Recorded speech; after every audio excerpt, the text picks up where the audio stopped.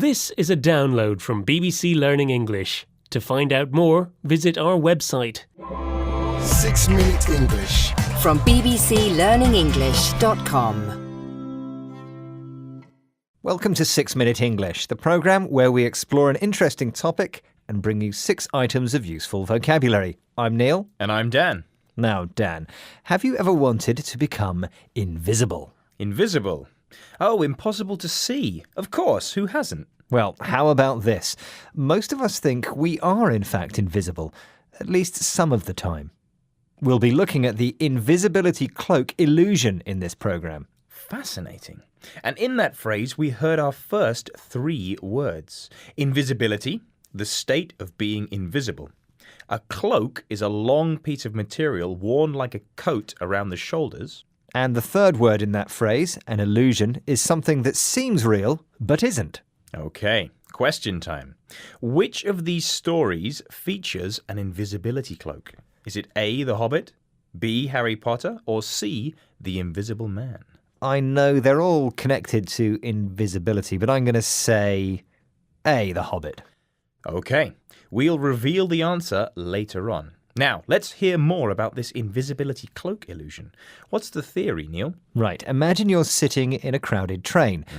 People are busy looking at phones and books, but they're also looking at each other. They're people watching, as we call it. Yes, I do that. I do it a lot, if I'm honest. So, where does the invisibility part come in? A team of scientists from Yale University did some experiments on this. Commenting on the research here is neuroscientist Dr. Catherine Loveday from Westminster University. What did the Yale team find?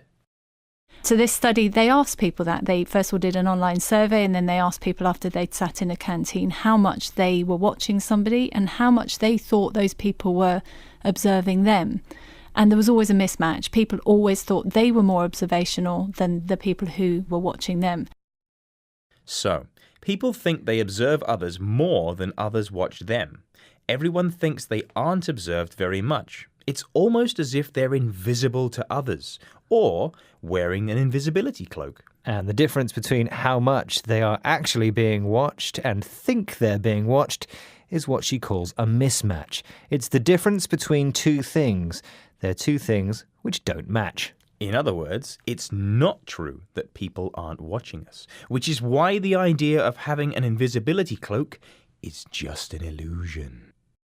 This next bit is interesting. 2 people were asked to wait in a room. Then they were each asked to make 2 lists. 1, what they noticed about the other person, and 2, what they thought the other person noticed about them. So, list 1 was always longer than list 2. Not only that, but there was also an important difference in the content of the lists. Let's hear again from neuroscientist Dr. Catherine Loveday. What was the difference? When people are observing you, they're doing it in a very non-judgmental, fairly empathic way and not actually noticing the things that you're self-conscious about. So if, for example, you feel self-conscious about a spot on your nose or something that you're wearing, that won't be what they're noticing. It's a much less judgmental form of observation. Right, so even if we're feeling self-conscious about something, that means feeling extra aware of an aspect of ourselves, maybe our appearance or our clothes, we needn't be. Yes, you don't need to feel self-conscious. People aren't being judgmental. And being judgmental means being critical. That's good news. So even though all I'm thinking about is how badly I need a haircut, the other person is probably noticing something completely different. Back to the question about the invisibility cloak. Which story is it in? I said The Hobbit. And it was, in fact, Harry Potter. Not only does the garment make you impossible to see, it also protects you against magic spells. Wow, I need one of those. In The Hobbit, it's the ring that makes you invisible, and in The Invisible Man, the main character uses chemicals to achieve the same effect. Now, before we become invisible ourselves, how about we go through today's words? Marvellous. First, we had invisible, which means impossible to see. You could say that stars are invisible during the day. They're only visible at night. We also had cloak. Who would wear a cloak? Maybe a king or a monk. Or maybe you, Neil. I'm sure I could look good in a cloak. That's a long piece of material worn over the shoulders. What about illusion?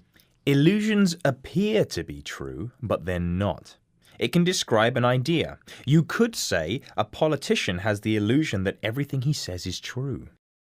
Then we had mismatch, which can refer to the difference between two things which perhaps should be similar.